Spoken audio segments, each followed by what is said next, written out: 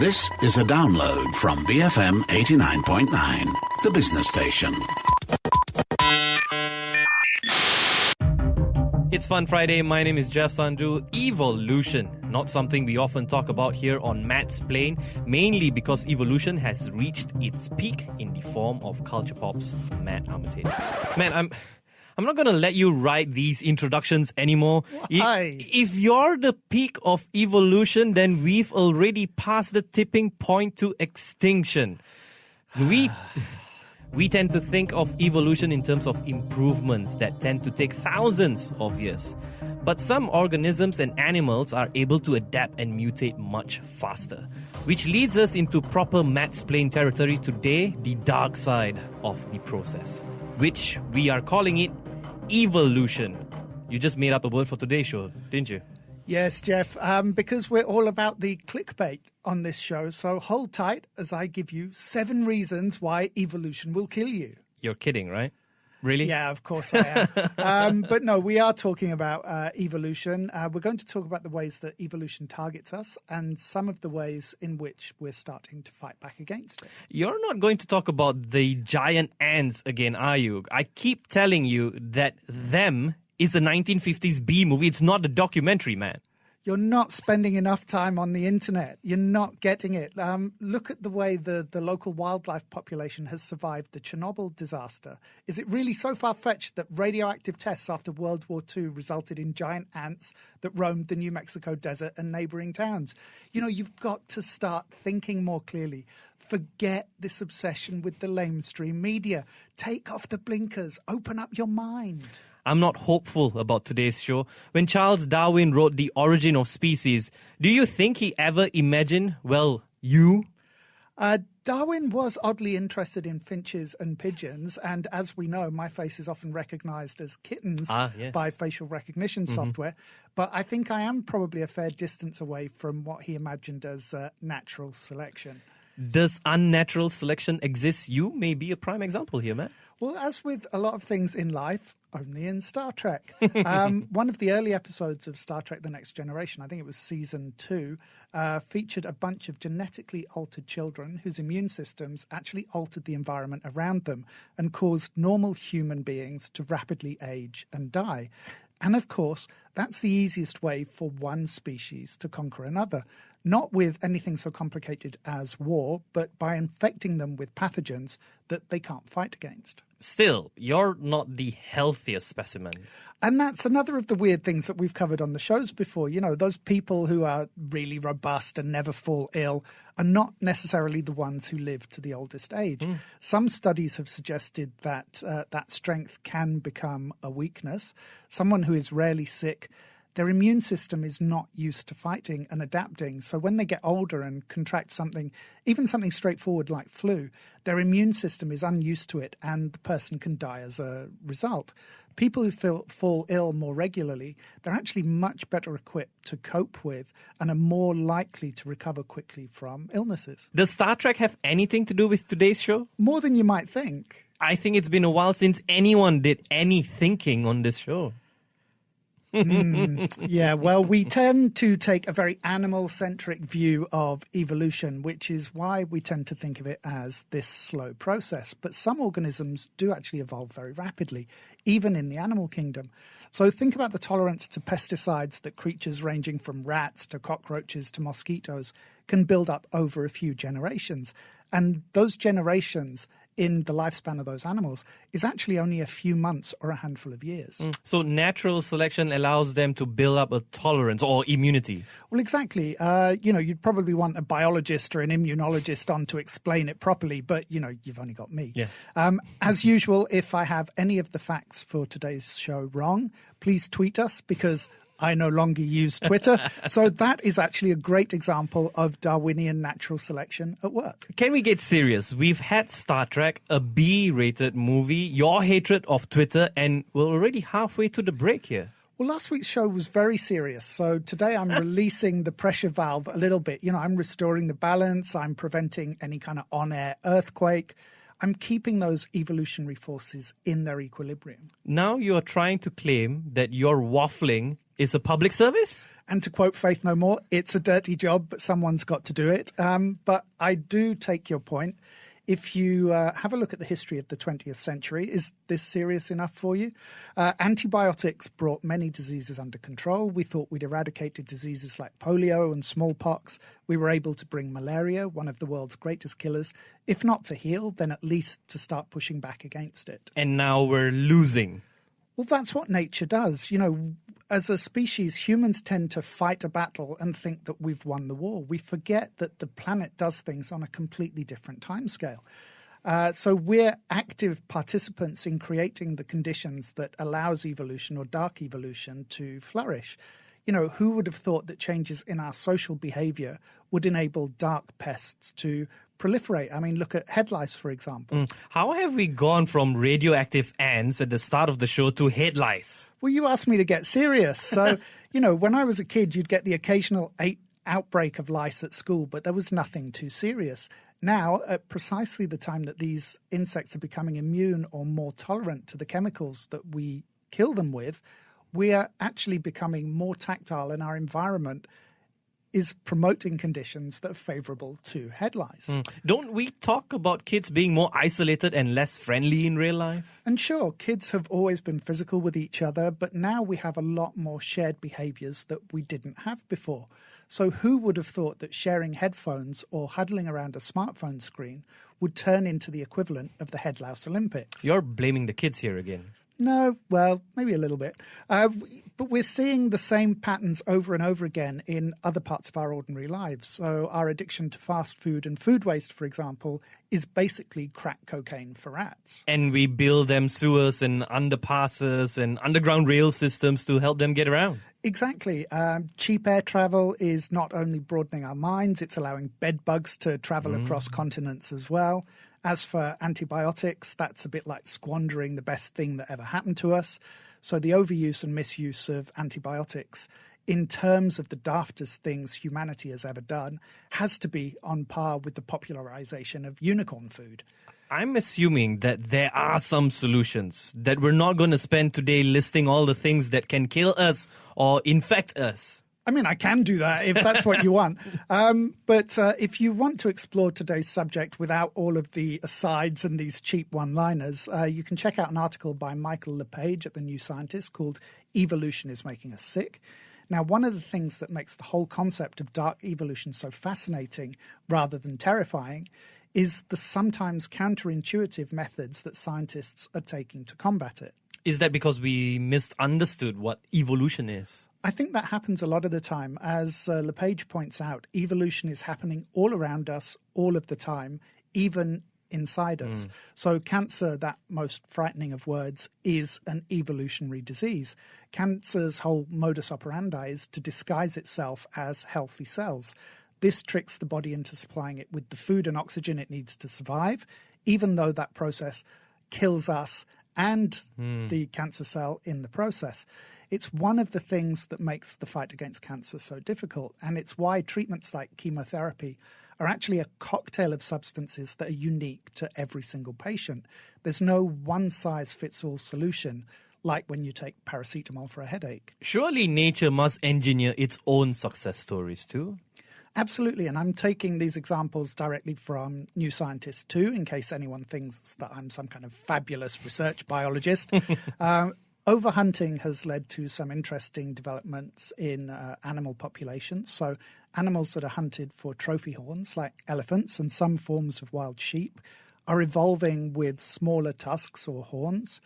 Some of the elephants don't have tusks at all, partly because we've removed those with the genes for the large ones from the gene pool. And that, in turn, makes them less valuable or prize-worthy to hunters, so they get hunted less. What about urban adaptation? Well, in many countries, foxes seem to be prospering in cities and towns far more than they ever did in the wild. This is a weird one. Lizards' feet are getting stickier as they adapt to urban environments and human habitats with more sheer surfaces. This one's kind of unrelated, but I found out a couple of days ago that the only thing that octopus suckers don't stick to is octopus skin, so that they don't tie themselves in knots, but it can stick to any other surface. Evolution really is cool. Some mammals are changing their habits to become nocturnal so that they face less competition and fewer threats from humans because we sleep at night. Even some species of fish in the Atlantic are adapting to accommodate rising pollution levels, although you probably wouldn't want to eat them. But then food for us is not actually fish's primary evolutionary purpose. We'll take a short break, and when we come back, the unequal fight against dark evolution continues with Fun Friday. Matt Armitage, Culture Pop, BFM 89.9. Better Finance Management. BFM 89.9. And now we're back from outer space. Yes, Matt is making me quote the lyrics to I Will Survive. Strangely, he has a sad look upon his face. Is this your way of telling our listeners that we can survive the dark side of evolution and you're just unhappy? I admit it, that was a cheap and cheesy thing to make you do, but it did make me weirdly very, very happy. No, we've been playing this cat and mouse game with evolution since before we were a microbe in the primordial soup, because evolution works in our favour too. And the history of us giving evolution a helping hand is as long as our domestication of plants and animals. So what is really so interesting is, as I said before the break, the way that some of the solutions seem to be counterintuitive. When you say counterintuitive, what do you mean exactly? Well, sometimes the solutions fly in the face of what has previously been accepted practice. Another of the things that we see really often on this show is that when people adopt new technology, there's a tendency to throw the old thing out and forget that it ever existed. You know, that idea that newer is better. Anyone who's interested can go back and listen to episode 38, Old Technology That's Better Than New Technology, which is about this subject. Because what we often don't consider is that the new and the old can work alongside one another, and that the combination of the two can be stronger than using either old or new technology in isolation. Like the triple cocktail for HIV infections. Yeah, that was one of the first instances of scientists and doctors looking at these evolutionary principles. It's a bit like the pincer movement in military strategy. You make a frontal assault and you attack the flanks at the same time. So where the virus might be able to quickly mutate to counter one threat, the three simultaneous assaults are able to kind of box that virus in. It can't mutate fast enough to break out because it's coping with three enemies and not just one. And that has radically changed the life expectancy and the quality of life of people who are HIV positive. Is this something we're also seeing beyond medicine? Yeah, we're seeing a lot of it in agriculture as well. So Michael LePage quotes the example of food crops that are genetically engineered to produce an insecticide called Bt toxin that controls the pests who feed on it. And the pests quickly become tolerant to the toxin. In the past, that has meant discontinuing the strain of insecticide and looking for something different, or often just plain stronger. But when we do that, we're just trying to stay one step ahead in the evolutionary game. We're not actually looking at the underlying principles. So you go back to the insecticide you used before. That has worked in some instances. Simply discontinuing the use of a chemical has led to the resistance to it dying out in pests in a matter of a few years, across a few generations. The Bt toxin solution is a little more elegant. You grow a mixture of strains of the plants, some that have the Bt toxin engineered into them and some that don't. You're growing stuff for the pests to eat. Essentially, that ensures a good mixture of pests in the gene pool, so you don't end up with a gene pool of pests that are all resistant to that particular toxin. So you're allowing the susceptibility to the toxin to remain and to actually proliferate. It can't be easy to persuade farmers to plant a portion of their crops that will be destroyed. No, it isn't. That is a major stumbling block, but that is the game that farmers have played with pests for thousands of years. It's only in recent years that we've had this luxury of eradicating them on this kind of industrial scale. It doesn't matter if those pests are diseases or fungi, insects or mammals. They all want to prosper and propagate. Their own evolution pushes them towards survival. So if you want to fight, you've got to fight smart. And sometimes that means changing behavior, changing mindset, and changing your approach. Often, all at the same time. Are we seeing the same approach in other areas of medicine? Oh, for sure. I mentioned antibiotic resistance before the break. So Lee Cronin at the University of Glasgow is heading up one of dozens of teams that is looking into ways to reverse antibiotic resistance. Cronin's team is looking at ways of using antibiotics to make bacteria susceptible to them again.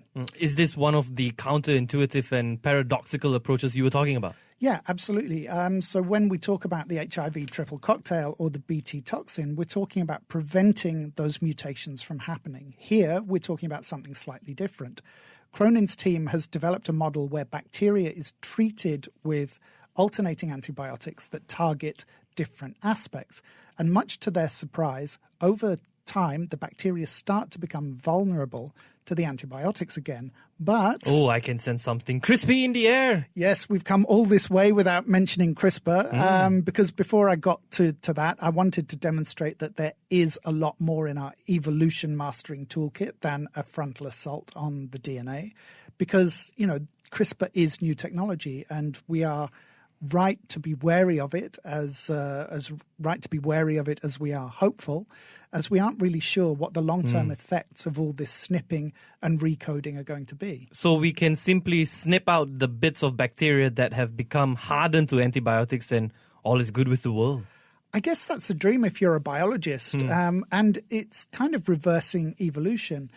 And because of that fact, it's a lot harder than it sounds. So to actually get CRISPR and those modifications inside bacteria, you need to load them into a virus called a bacteriophage. Some companies are close to human clinical trials after demonstrating positive results with phages in animal tests. I'm guessing it's not a one-size-fits-all scenario here. Yeah, I mean, when you're talking about altering things at this level, it's incredibly specific. So each of these viral phages will only target that specific strain of bacteria. Each strain will need its own phage. And the phages don't survive in our bloodstream, so that could potentially limit their effectiveness. We may have to apply them topically, so literally spraying them onto wounds, or targeting them directly to bacteria in our gut. Also, as a safety precaution, these phages are engineered so that they can't self-replicate. Otherwise, you know, like the crew on the ship of Star Trek The Next Generation, told you it was relevant, we may find the next jump in human evolution kills off those who haven't made that leap. If reversing evolution is so hard, can't we prevent traits from occurring in the first place? Yeah, and this one is really cool. Some people are experimenting with that. Alejandro Chavez and a team at New York's Columbia University are creating Ninja CRISPR. Your terms or theirs? It's mine, but I'm betting if they could, they'd call it the Ninja too, but that might affect their funding. In this case, you're effectively hiding CRISPR within a genome. Like a ninja, it just sits quietly in the shadows. When it comes across a mutation that you tell it you don't want, it springs into action and it cuts it out.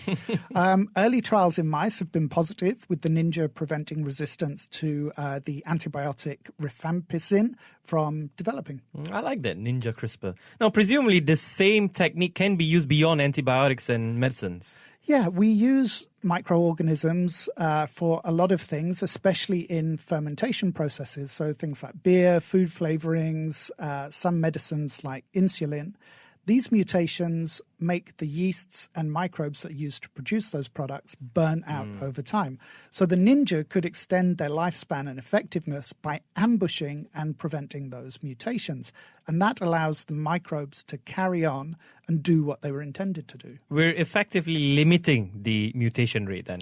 Well, in this instance, they're cutting out the mutation, but CRISPR could also be used to create bacteria that have lower rates of mutation. We can also load additional functionality onto a DNA sequence so that if it does mutate, it's actually more likely to die out, so those mutated strains won't survive. Will it work on animals too? It's possible that we can introduce these anti-evolutionary traits into plants and pests like rats and mozzies. We can even hack the DNA so that the engineered genes are passed on to all the offspring and not just 50%, which is the norm. As I said earlier, this whole thing is kind of paradoxical and counterintuitive. While these guys are trying to prevent, slow down, or remove mutations, other scientists are actually trying to speed them up. Some experimental drugs have had success against viruses that code information in RNA, viruses like flu and West Nile viruses. They already have high mutation rates, so speeding up that process can effectively halt them. I'm not sure how scientifically accurate this analogy is, but from what I understand, it's like jumping onto a moving carousel at a fairground. There comes a point where it's moving too fast for you to get a grip and you bounce off. And that's what happens with these viruses as their RNA, the mutations speed up. You know, Matt, this has been surprisingly an upbeat show. Do you want to shatter the mood now before we leave? Not really. Just to reiterate what I said earlier, I could just have talked about the CRISPR stuff for the entire show, but I thought it was important to talk about the other ways that scientists are trying to stay ahead of the mutation game.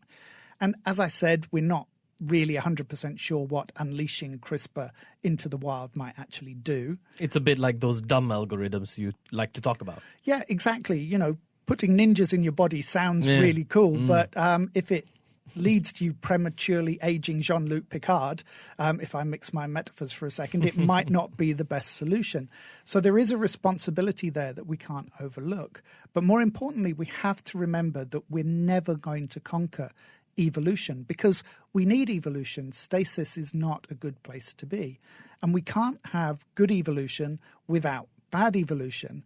Or rather, to look at it another way, what's good for one species is often bad for another. So it's always going to be a race. It's always going to be a balancing act. So what all of this technology does is improve our toolkit. And at the same time, it's the same as with any technological leap. We ignore and we forget our history, you know, to our own peril. Like I said, it's surprisingly an upbeat show because it started off, you know, about 7 reasons why evolution will kill you. Evolution, yeah, evolution, yeah. Surprisingly, you were very informative towards the end. A rare occasion on Mattsplain. Well, I had to make up for the beginning half. Exactly. You can also check out culturepop.com. It's culture with a K for transcripts of the show. And of course, you can find out how you can take some of this evolution to your own company by contacting Matt on Twitter. Yeah, I am ready 24 hours a day. 24 hours a day, you will get exactly the same response time. BFM 89.9. Thank you for listening to this podcast. To find more great interviews, go to bfm.my or find us on iTunes. BFM 89.9, the business station.